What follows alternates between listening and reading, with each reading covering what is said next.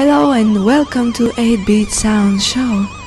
I'm Voit, and today we're gonna talk about first tracker music and what is 8-bit music, and a little bit about Zig Sinclair Spectrum games music. So let's move on. As you remember, in the early 80s, the world was confronted with the phenomenon of a personal computer. It's now difficult to tell whether a single sphere of human activity hasn't been touched by this phenomenon. Well, music was affected by the evolution of PC. Eventually, the computer learned to produce sounds. Although around that time, serious musicians didn't pay too much attention to this innovation, but there were some enthusiasts who did recognize the PC potential and use it in their creations.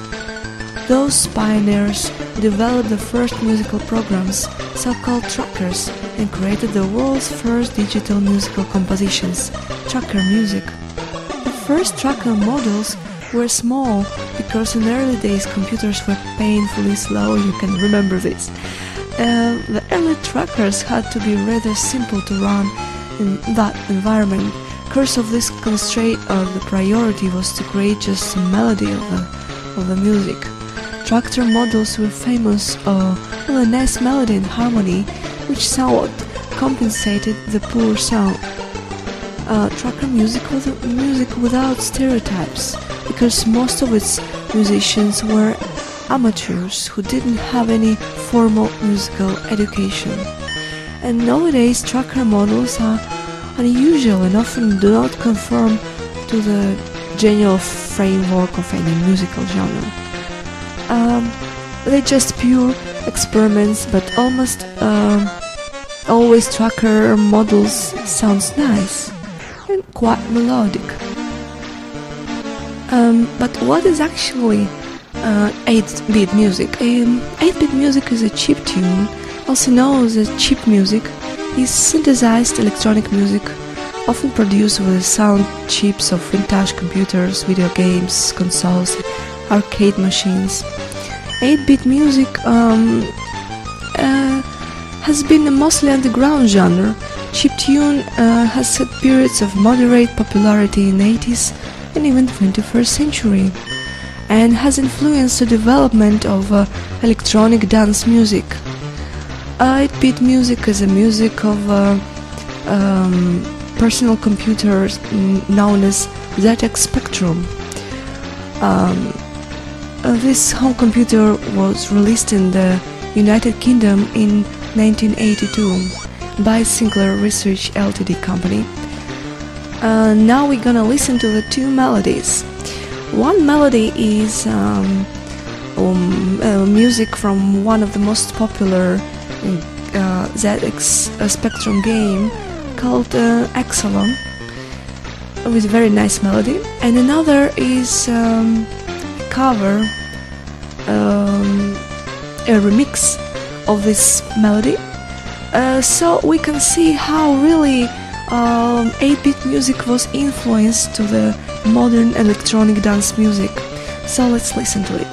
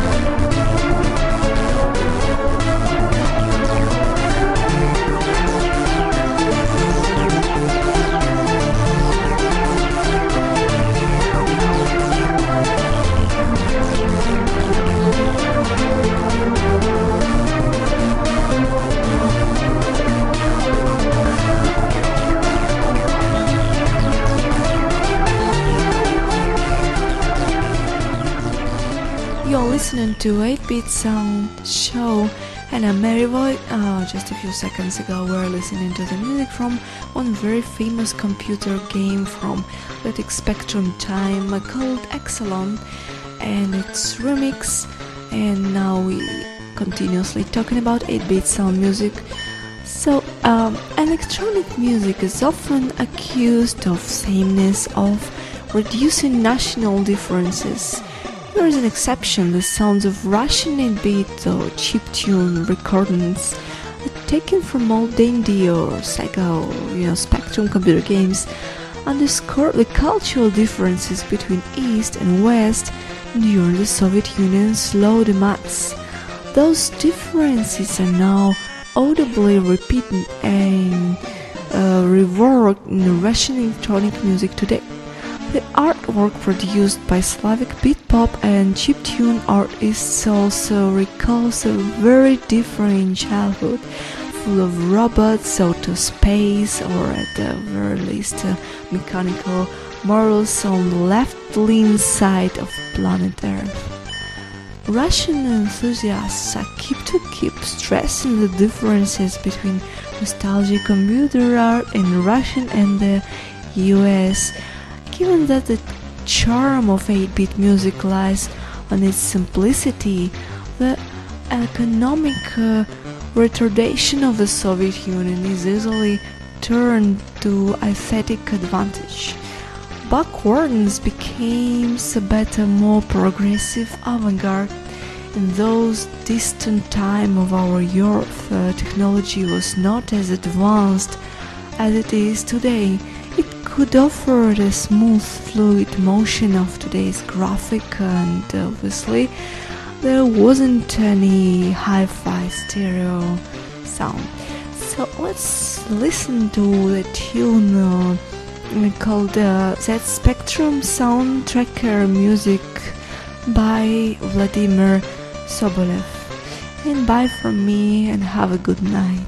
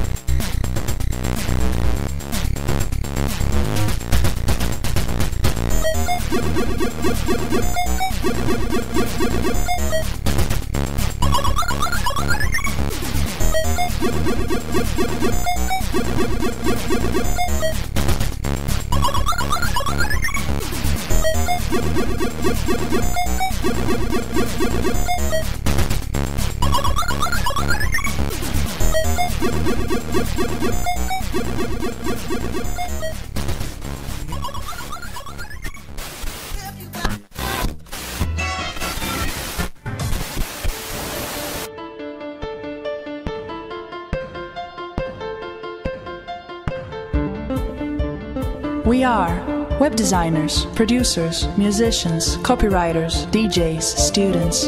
We are more than an internet radio. We are a creative team. We are multilingual, multicultural, and we are all against crisis on AntiCrisisRadio.